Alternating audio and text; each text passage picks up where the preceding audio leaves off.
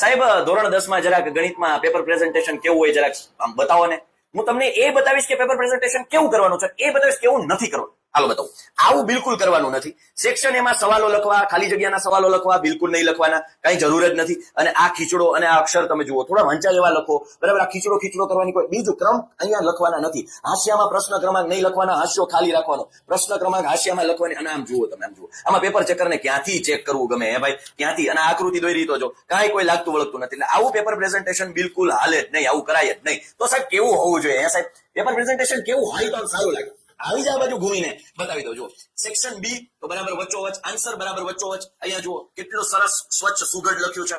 જો નવો આન્સર બે લાઈન છોડીને નવો વચ્ચોવચ જ લખવાનો, હાસ્યો એકદમ ખાલી. જો નવો આન્સર અહીંયા વચ્ચે. હું તો કહું હજુ આનાથી મોટા અક્ષરે લખો. આન્સર નંબર 28 પેપર ચેકરને મોટું દેખાય એ રીતે વચ્ચોવચ લખવાનો આગ્રહ રાખો. અને આવું પેપર પ્રેઝન્ટેશન હોય. કોષ્ટક હોય તો સ્કેલથી કોષ્ટક હોય. જવાબ ઉપર જો બોક્સ કર્યા છે, સૌથી અગત્યની વાત, આકૃતિ સ્પષ્ટ અને સુઘડ છે, જવાબ ઉપર બોક્સ.